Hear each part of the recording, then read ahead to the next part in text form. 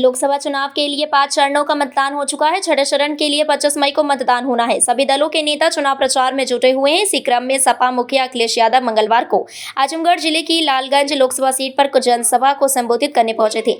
पूर्व मुख्यमंत्री अखिलेश यादव ने लालगंज लोकसभा से समाजवादी पार्टी के प्रत्याशी दरोगा सरोज के समर्थन जनसभा को संबोधित किया। अखिलेश यादव ने कहा कि ये जनसमर्थन उत्साह जोश दरोगा सरोज जी को जिताने जा रहा है। आजमगढ़ की जनता दोनों सीटों को जिताने जा रही है। मैं आपको 22 का भी धन्यवाद देता हूं। आपने 10 की 10 सीटें जितवा दी थी। पहले चरण से मैं चुनाव देख रहा हूं। आप देखिए, जिस समय चुनाव 7वें चरण में पहुंचेगा, जनता का गुस्सा 7वें आसमान पर दिखाई देगा। बीजेपी के लोगों ने जो कुछ भी रणनीति बनाई है, इस बार उत्तर प्रदेश की जनता ने उनको सबक सिखाने का मन बना लिया है। इस बार जनता ने मन बनाया है, ये पीडीए परिवार ही एनडीए को हराएगा। बीजेपी की सरकार को पिछले 10 साल चली है लूट और झूठ के साथ चली है। बताओ, वैक्सीन कंपनी से भी चंदा ले लिया और वैक्सीन जबरदस्ती लगवा दी। अब वैक्सीन से जान का खतरा हो गया है। लाल गमछे वाले और लाल टी शर्ट वाले हमें ही दिखा रहे हैं, वहां तक मैं देख सकता हूं। जहां ये पंडाल नहीं है और पंडाल के बाहर तपती हुई दोपहरी में सूरज बिल्कुल आसमान के ऊपर है, सर के ऊपर है। हमारे दाईं तरफ भी बाईं तरफ भी जो कुछ थोड़ा बहुत गमछा लगा करके दोपहरी बचा सकते हैं वो बचाए। पीछे तक मैं जन सैलाब देख रहा हूं और ये जन सैलाब परिवर्तन का है और बीजेपी को हटाने के लिए है। मैं जानता हूं कि बहुत दिन से हमारा आपका जोश और उत्साह और हमारे अंदर कुछ करने की इच्छा दबी हुई है, लेकिन ये वोट की तारीख तक बचा के रखिए। ये जो बल्ली टूट जाएंगी तो हमारी आपकी खराब निकल जाएगी, खराब न्यूज निकल जाएगी। ये जो मैं देख रहा हूं कि हाथ में संटी है, संटी। हमारे कुछ साथियों के पास संटी है। ये जैसे गारंटी जो दे रहे हो उनके लिए संटी है, ये संटी से गारंटी वाले जाएंगे। मैं ऊपर भी देख रहा हूं कि जहां हमारा स्ट्रेस जुड़ रहा है, मुझे नहीं लगता कि तुम साइंस स्टूडेंट हो। ये अभी हमें 5 दिखाई दे रहे हैं। अगर 7 हो गए तो 7 के साथ नीचे आ जाएंगे। 5 तक तो ठीक हो। तुम मत आना उधर, काली टी शर्ट तुम मत आना ना, ये भी नीचे आ जाएंगे संग में तुम्हारे। इसलिए मैं आपका धन्यवाद देता हूं, आभार प्रकट करता हूं। ये जो ऐतिहासिक कार्यक्रम मैं देख रहा हूं, ये ऐतिहासिक कार्यक्रम, ये जो जन समर्थन, उत्साह, जोश न केवल दरोगा सरोज जी को जिताने जा रहा है, बल्कि आजमगढ़ की जनता दोनों लोकसभाओं को रिकॉर्ड मतों से जिताने जा रही है। आजमगढ़ का इतिहास भी यही रहा है। मैं आपको 22 का भी धन्यवाद देता हूं। 2022 में आप सब लोगों ने मिलकर के समाजवादी पार्टी को 10 की 10 सीटें जितवा दी थी। ये 10 सीटें जीते थे, वही क्षेत्र है। और जो दूसरे दल वाले हैं जो चुनाव प्रचार कर रहे हैं, मैं उनके भाषण सुन रहा हूं, उनकी भाषा सुन रहा हूं। जहां पहले चरण से चुनाव शुरू हुआ था और चुनाव लगातार आगे बढ़ता चला जा रहा है। 5वें चरण का चुनाव खत्म हो चुका है।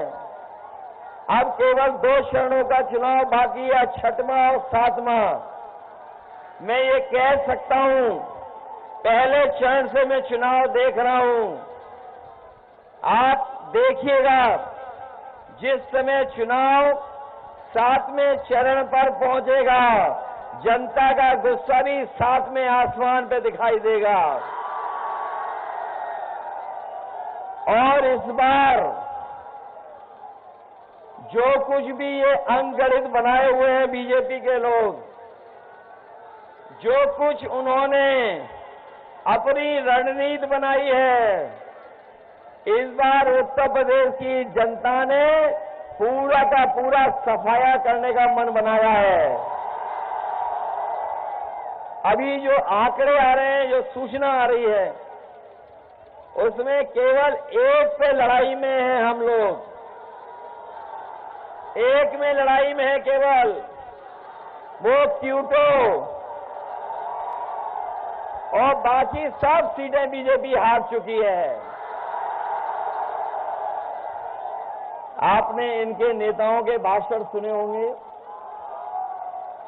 वही पुरानी कहानी सुना रहे हैं, पुराने जमाने वाली, और वही घिसे पिटे डायलॉग जो जनता सुनना नहीं चाहती है, जो घिसे पिटे डायलॉग बीजेपी के लोग बोल रहे हैं, उन घिसे पिटे डायलॉग को कोई सुनना नहीं चाहता है। और इस बार जो जनता ने मन बनाया है, ये जो हमारे आपके पीडीए परिवार वाले लोग हैं, ये पीडीए परिवार ही एनडीए को हराने का काम करेगा इस बार। इनकी कौन सी बातें याद दिलाएं, इन बीजेपी वालों की हर बात झूठी निकली है, इनका हर वादा झूठा निकला। और पिछले 10 साल का अगर हिसाब किताब लगाएंगे तो बीजेपी की ये सरकार जो 10 साल चली है, लूट और झूठ के साथ चली है, और इतना लूटा इन्होंने कि इन्होंने लूट करके वो जो हमें और आपको वैक्सीन लगवाई थी, वैक्सीन वाली कंपनी से भी पैसा वसूल लिया,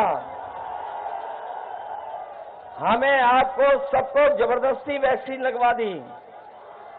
ये जो हमारे खाकी वर्दी पहने वाले भाई लोग हैं, कर्मचारी, ये भी लगाना नहीं चाहते थे, इनके भी जबरदस्ती वैक्सीन लगवा दी। बताओ, वैक्सीन लगने से जान को खतरा पैदा हो गया कि नहीं हो गया?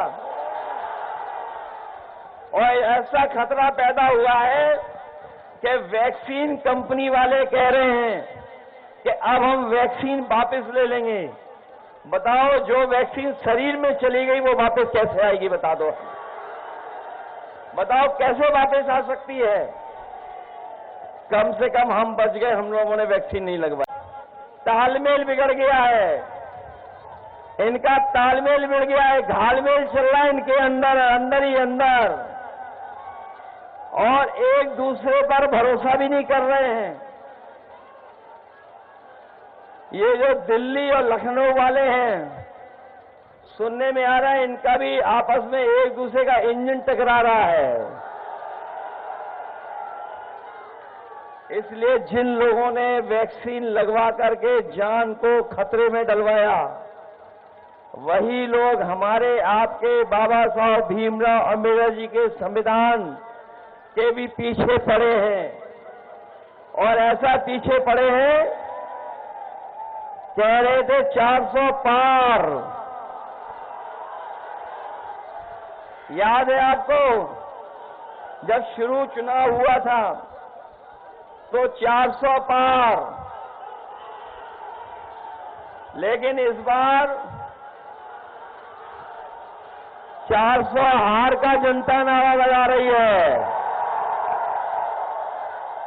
और ये 400 पार तो हम लोग बाद में समझ में आए, ये जो 400 पार का नारा है, आप पढ़े लिखे लोग हैं, आप समझ लीजिए जो 400 पार का नारा इन्होंने दिया, वो इसलिए दिया क्योंकि लोकसभा में जो सीटें हैं वो है 543, और 543 में अगर 400 पार बीजेपी कह रही है तो बताओ कितनी सीटें जीतने जा रही बीजेपी? 543 में 400 बार कितनी सीटें हैं? 143। और इस बार देश की 140 करोड़ जनता इनको 140 सीटों के लिए भी तरसा देगी।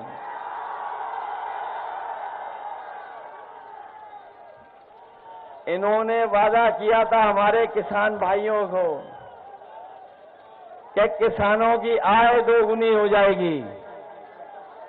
बताओ, किसान भाई हैं यहाँ, खेती बाड़ी करने वाले लोग हैं, किसी की आय दोगुनी हुई हो तो बताइए।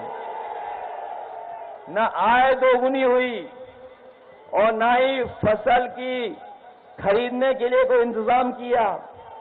पैदावार की कीमत तो दूर, लेकिन इनके कार्यकाल में लगातार लागत बढ़ती चली जा रही है।